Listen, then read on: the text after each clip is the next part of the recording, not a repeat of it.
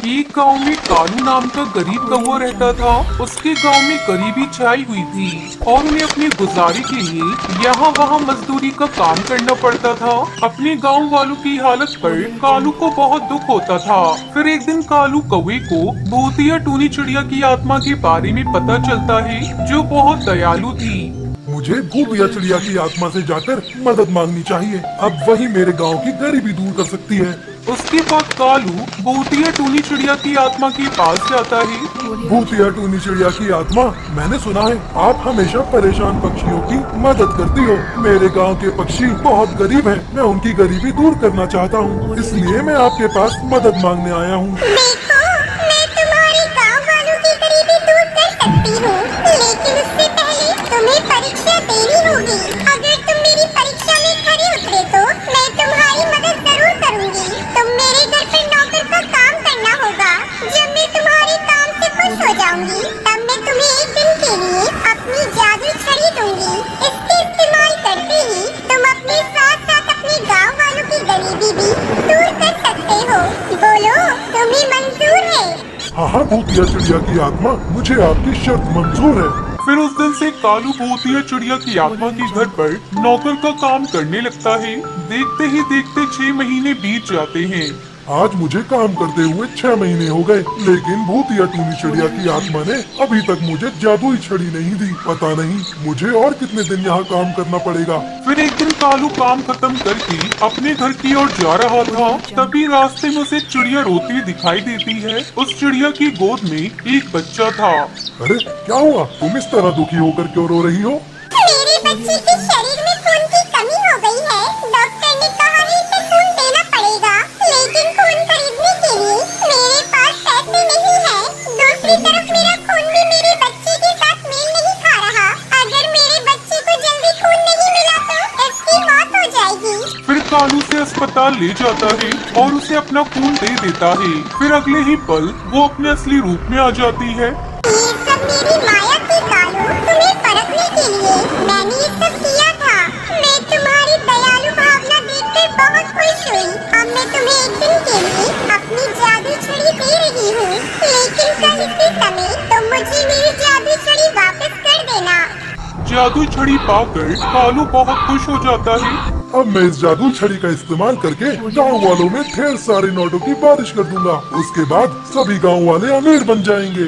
उसके बाद कालू जादू छड़ी घुमाकर एक बड़ा पेड़ प्रकट कर देता है। फिर अगले ही पल वो चमकने लगता है, जिसके साथ ही पेड़ से ढेर सारे नोटों की बारिश होने लगती है।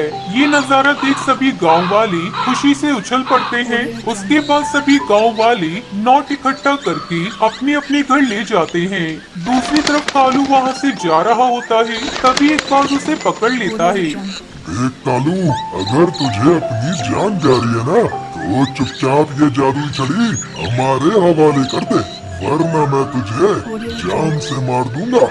तभी गांव वाले सब देख लेते हैं और उस बाज को मार मार कर वहाँ से भगा देते हैं। अरे मर गया रे, कोई बचाओ मुझे। बाज वहाँ से चला जाता है।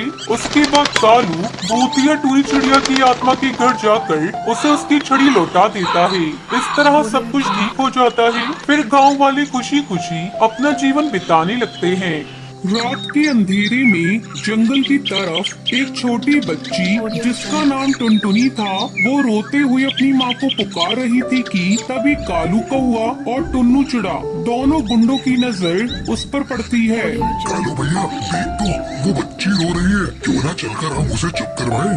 हाँ टुन्नू, तो बोल तो बिल्कुल सही रहा है। इस बच्चे को आखिरकार चुप तो कराना ही पड़ेगा।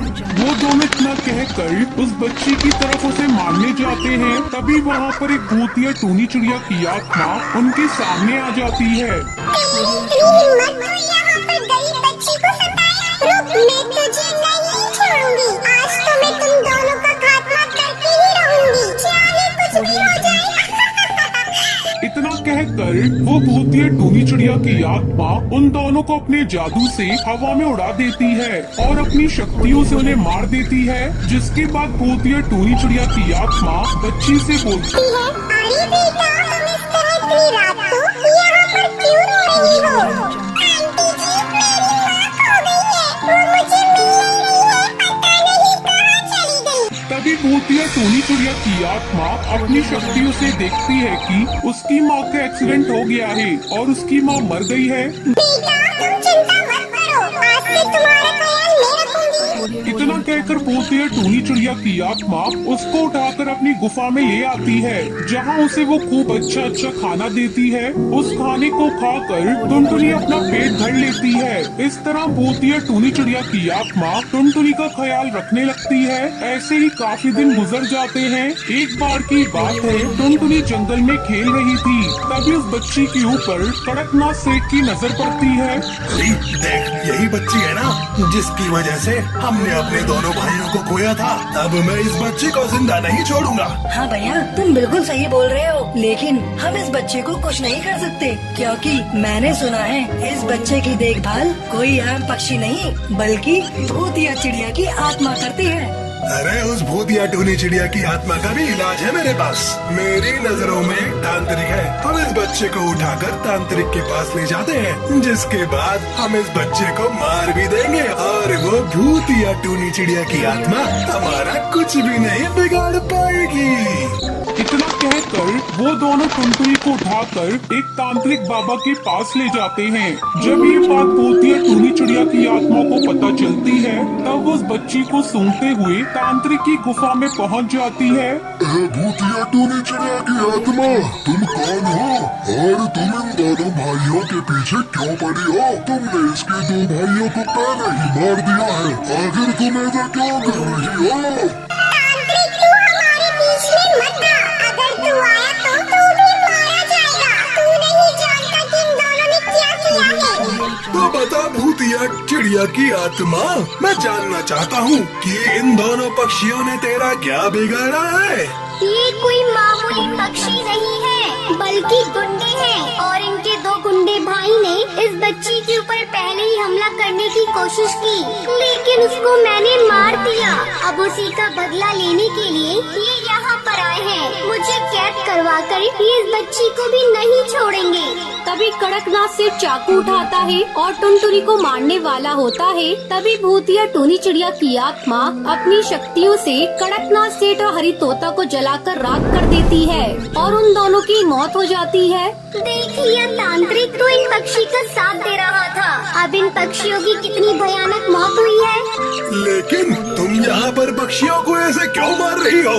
मुझे बस ये जानना है। मैं तुमसे वादा करता हूँ कि अगर तुम्हारी गलती नहीं हुई तो मैं तुम्हें यहाँ से जाने दूंगा।